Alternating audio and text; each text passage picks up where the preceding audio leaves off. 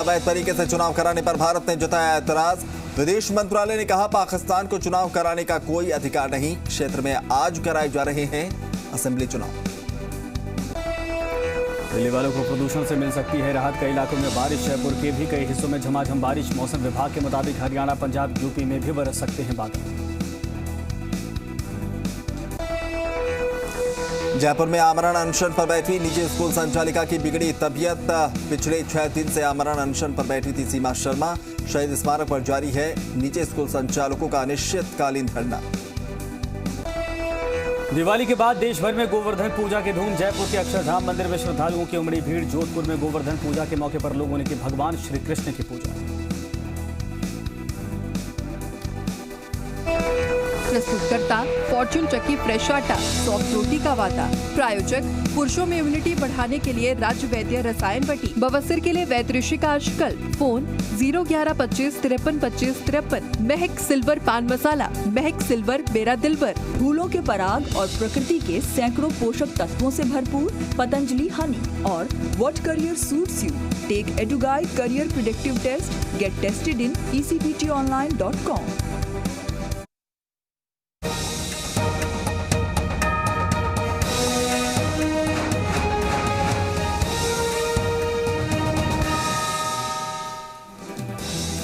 चलिए तो India at 9 की शुरुआत बड़ी खबर से करेंगे। टोंक से बड़ी खबर मिल रही है जहां काफिला बाजार स्थित दुकान में आग लग गई है। काफिला जामा मस्जिद के नीचे स्थित है दुकान जहां पर आग लगी। मौके पर जमा हुई है भारी भीड़। तो ये बड़ी खबर। पुलिस ने भीड़ को खदेड़ा। नगर परिषद का अग्निशमन दस्ता मौके पर पहुंचा है और आग बुझाने की कोशिश लगातार जारी है।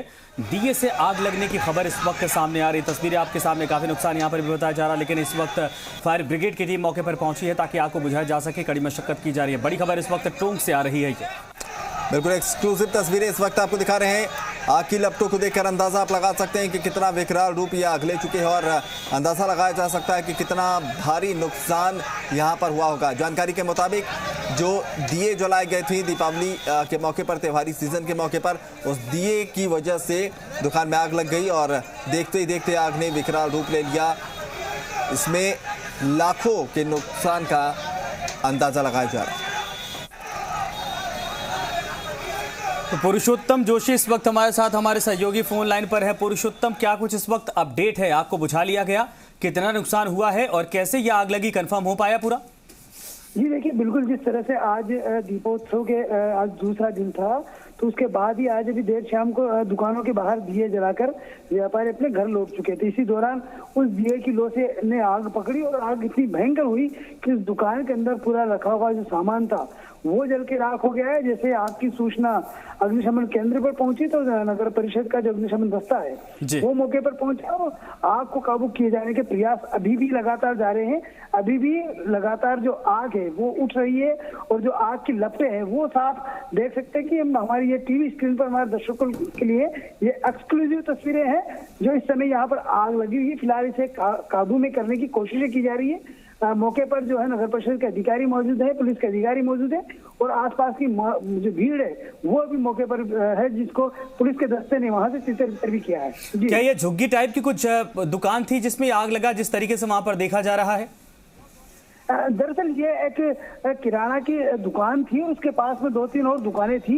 उन दुकानों के अंदर ये अचानक से आग लगी और फिलहाल जो है आग के कारणों का और भी अभी तक पता किया जा रहा है। बिल्कुल सही पुरुषोत्तम, साफ तौर पर यह है कि आग बुझाने का सिलसिला लगातार जारी है, लेकिन काफी नुकसान बताया जा रहा है। पुलिस भी मौके पर है, फायर ब्रिगेड भी मौके पर है और आग बुझाने के लिए लगातार मशक्कत जारी। धन्यवाद।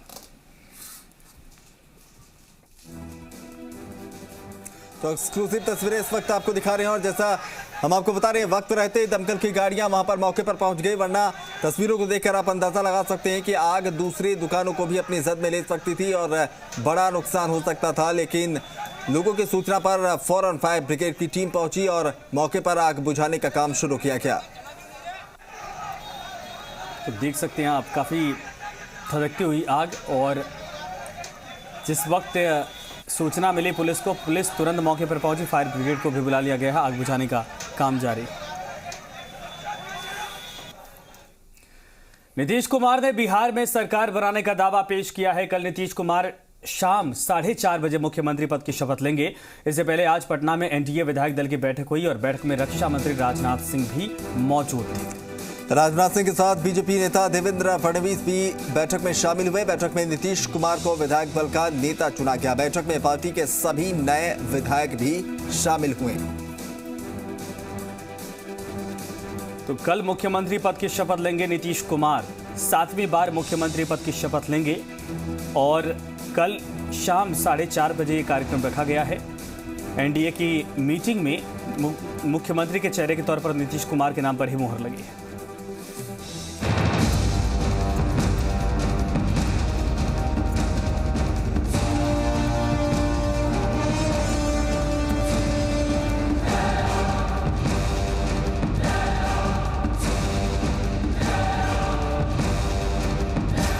एनडीए के नेता चुने गए नीतीश कुमार, पेश किया नई सरकार बनाने का दावा। 7वीं बार बिहार में नीतीश कुमार। तो तय हो गया है कि बिहार में नीतीश कुमार हैं। घंटों की मंथन के बाद नीतीश कुमार को एनडीए का नेता चुना गया और नेता चुनने के बाद नीतीश कुमार सरकार बनाने का दावा करने राजभवन पहुंचे। राजभवन में कल तारीख मुकर्रर की गई है। ये विधानमंडल दल की बैठक हो गई, उसमें फिर मुझे नेता के रूप में निर्वाचित किया गया। महामहिम राज्यपाल महोदय को उसका पत्र आज अभी दे दिया गया और उन्होंने इसको स्वीकार करते हुए मुख्यमंत्री के रूप में मनोनीत कर दिया। इसके बाद हम लोग बैठ और कल शपथ ग्रहण समारोह होगा, कल 4 साढ़े 4 बजे, जो भी होगा आफ्टरनून में होगा। इससे पहले पटना में बीजेपी और जेडीयू विधायक दलों की अलग अलग बैठक हुई। बीजेपी की बैठक में विधायक दल का नेता और उपनेता का चुनाव हुआ। कटिहार से बीजेपी विधायक तार किशोर प्रसाद को बीजेपी विधायक दल का नेता चुना गया, जबकि रेणु देवी को बीजेपी विधायक दल का उपनेता चुना गया। उधर इस बैठक के बाद एनडीए की बैठक हुई। इस बैठक में बीजेपी, जेडीयू, हिंदुस्तानी अवाम मोर्चा, विकासशील इंसान पार्टी के विधायक शामिल हुए। बैठक में शामिल बीजेपी विधायक कृष्ण कुमार मंटू ने दावा किया कि नीतीश कुमार सीएम नहीं बनना चाहते थे। मुख्यमंत्री जी ने कहा कि हम तो चाहते थे कि भारतीय जनता पार्टी से कोई मुख्यमंत्री बने, हम उनको सहयोग करें, लेकिन बिहार की जनता और भारतीय जनता पार्टी के सभी बड़े नेताओं के आदेश को, निर्देश को हम पालन करते हुए इस जिम्मेदारी को निभाएं। नीतीश कुमार का सीएम बनना तय हो गया है। सोमवार को शाम 4:30 बजे वो शपथ लेंगे, लेकिन अभी तक मंत्रिमंडल की स्थिति साफ नहीं हुई है और न ही स्पीकर पद को लेकर ही कोई रास्ता निकला है। नीतीश कुमार ने सरकार बनाने का दावा राज्यपाल के पास पेश कर दिया है। कल शाम 4:30 बजे नीतीश कुमार सीएम पद की शपथ लेंगे। नीतीश कुमार के साथ कुछ और कैबिनेट मंत्री भी शपथ ले सकते हैं। आशुतोष चंद्रा, जी मीडिया, पटना। तो कल तक जो सुशील मोदी नीतीश के डिप्टी माने जा रहे थे, आज उनके एक ट्वीट ने साफ कर दिया कि उनका रास्ता काट दिया गया है। ट्वीट में उनका दर्द झलका है। तो वहीं कयासों के बाजार गर्म हैं। खबरें आ रही हैं कि सुशील मोदी को केंद्रीय मंत्री बनाया जा सकता है और साथ ही बिहार में 2 डिप्टी सीएम बनाए जा सकते हैं। बिहार में डिप्टी सीएम का फंसा पेच, सुशील मोदी का पत्ता हुआ साफ। 2 डिप्टी सीएम के लग रहे कयास। सीएम के नाम पर फैसला तो हो गया, लेकिन डिप्टी सीएम कौन होगा, इस पर अभी तक कोई भी स्पष्ट जानकारी नहीं आई है। ना जेडीयू अध्यक्ष नीतीश ने कुछ बताया, ना साफ साफ राजनाथ सिंह ने कहा। अब आज जो हो गया चला गया, इसके बाद अब हमको भेजना है तो अब तो भेजेंगे। आज शाम तक भेज सकते हैं, कल सुबह तक भेज सकते हैं। अभी उन सब चीजों पर कोई चर्चा नहीं। अब वो फैसला जब होगा तो आपको जानकारी इसकी मिल जाएगी। इस बीच कयासों के बाजार गर्म है। चर्चा है सुशील कुमार मोदी का पत्ता साफ हो गया है, उन्हें केंद्रीय मंत्री बनाया जा सकता है। तो वहीं एक चर्चा और है कि इस बार बिहार में 2 डिप्टी सीएम होंगे, एक बीजेपी नेता तार किशोर प्रसाद और दूसरा किसी और सहयोगी दल से।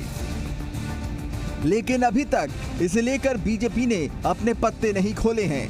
न ही विधायक दल के नेता चुने जाने के बाद तारकिशोर प्रसाद बताने की स्थिति में हैं। देखिए, ये दल विमर्श कर रही है। दल का जो भी निर्देश होगा उसका हम पे बात चल रही है कि बीजेपी की उस पर हम कोई टिप्पणी नहीं कर सकते। वो आला कमान उसको देख रहे हैं, फिर मेरे पास विषय आएगा तो उसको देखें। एक अंतिम सवाल, कल कितने बजे की ऊट का कुछ? कल सेकेंड हाफ में है। Second half. लेकिन इन सारे कयासों के बीच सुशील मोदी का एक ट्वीट आया जिसमें उनका दर्द छलक कर सामने आया। सुशील मोदी ने लिखा, बीजेपी एवं संघ परिवार ने मुझे 40 वर्षों के राजनीतिक जीवन में इतना दिया है कि शायद किसी दूसरे को नहीं मिला होगा। आगे भी जो जिम्मेदारी मिलेगी उसका निर्वहन करूंगा। कार्यकर्ता का पद तो कोई छीन नहीं सकता। सुशील मोदी के इस ट्वीट से समझा जा सकता है कि बिहार में डिप्टी सीएम की रेस से वो बाहर हो चुके हैं। अब आगे क्या होता है ये तो कुछ घंटे बाद पता चल जाएगा। ऐसे में ये कयास खत्म हो चुके हैं कि सुशील मोदी दोबारा डिप्टी सीएम बनेंगे। ये जानकारी खुद सुशील मोदी ने दी है। साथ ही साथ सुशील मोदी ने ये कहा है कि वो कार्यकर्ता के रूप में आगे भी काम करते रहेंगे। आशुतोष चंद्रा, जी मीडिया, पटना। तो दिवाली से पहले राम भक्ति और दिवाली के बाद शिव भक्ति। यूपी के मुख्यमंत्री योगी आदित्यनाथ इस वक्त केदारनाथ में हैं और केदारनाथ धाम के कपाट कल से बंद हो रहे हैं। इसके पहले खास तौर पर दर्शन करने के लिए योगी आदित्यनाथ भगवान महादेव के केदारनाथ धाम पहुंचे। आज केदारनाथ धाम की आरती में योगी आदित्यनाथ मौजूद हैं।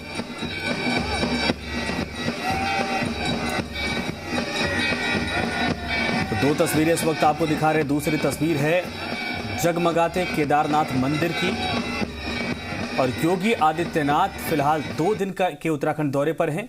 कल बद्रीनाथ में भी योगी मंदिर के कपाट बंद होने से पहले करीब 1 घंटे भगवान बद्रीनाथ की पूजा अर्चना करेंगे।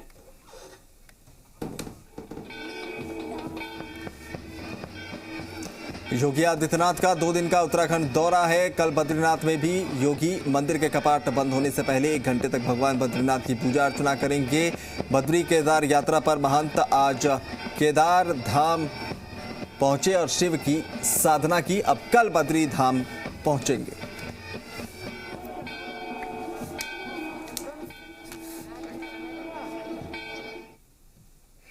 तो महाराष्ट्र में कल से खुलेंगे धार्मिक स्थल। कोरोना पर नियमों का पालना करना होगा बेहद जरूरी। यह बड़ी खबर आज की है। शिरडी के साईं मंदिर में दर्शन के लिए निर्देश जारी किए गए हैं और एक दिन में सिर्फ 6000 भक्तों को ही दर्शन की परमिशन इजाजत है।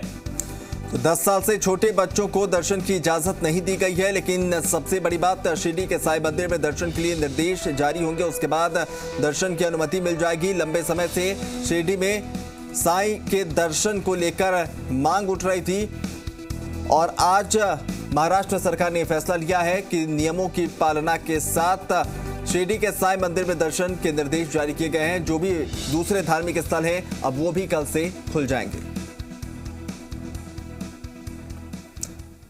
तो चलिए यहां रुक रहे एक छोटे से ब्रेक के लिए, लौटेंगे कुछ और खबरों के साथ।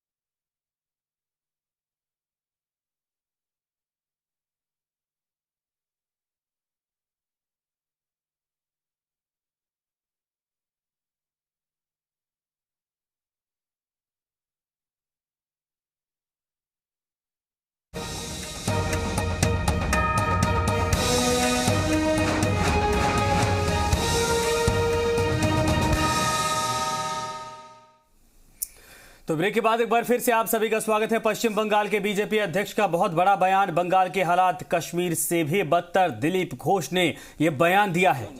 पश्चिम बंगाल आतंकियों और राष्ट्र विरोधी लोगों का अड्डा बना हुआ है। राज्यपाल ने ये बातें कही है। अलीपुर द्वार से 6 आतंकियों की गिरफ्तारी के बाद दिलीप घोष जो कि राज्यपाल हैं, उनका ये बड़ा बयान सामने आया है।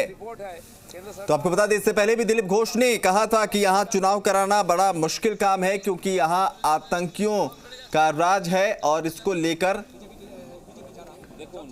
केंद्र से उन्होंने हस्तक्षेप की मांग की थी। कुछ बिहारे আল কায়দা লোকেরা ধরা পড়েছে, 6 জন ধরা পড়লো, আবার ধরা পড়লো, জায়গায় জায়গায় ওখানে নেটওয়ার্ক তৈরি হয়েছে।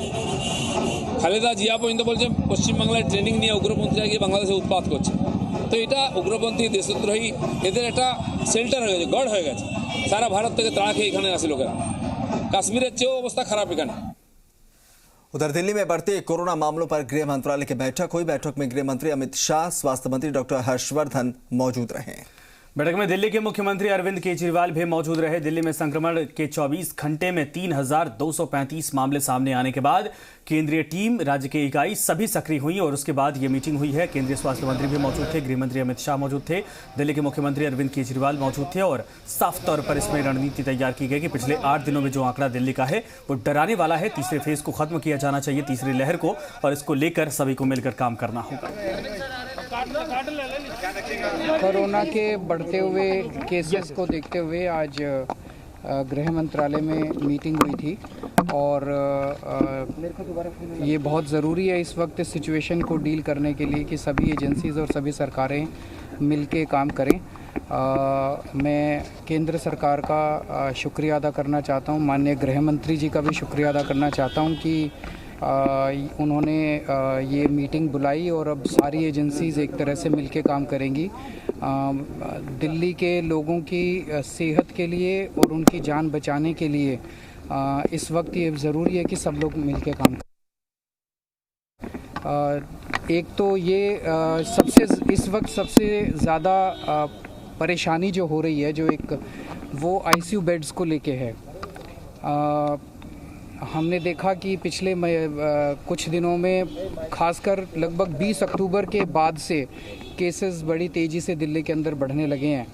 तो बेड्स इस टाइम जो हैं वो तो फिर भी ठीक ठाक संख्या में हैं जो कोविड बेड्स हैं, लेकिन आईसीयू बेड्स जो हैं वो बहुत तेज़ी से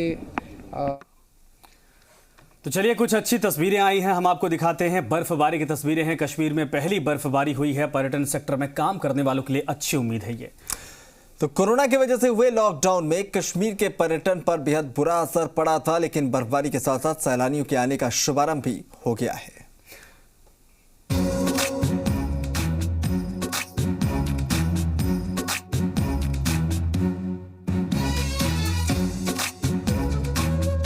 धरती की जन्नत कही जाने वाली कश्मीर घाटी में कुदरत की नेमत बरस रही है।